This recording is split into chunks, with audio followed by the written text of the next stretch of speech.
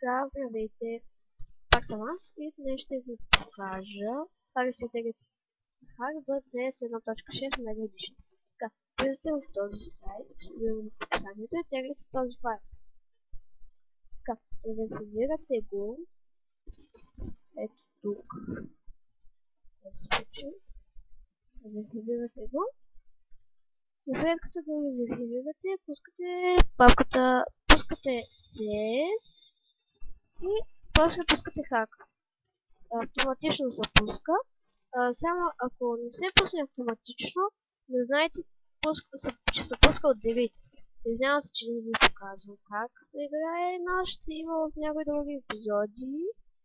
И това беше от мен. Надявам се, че съм помогнал. Плиз без псовни глупости. И до скоро.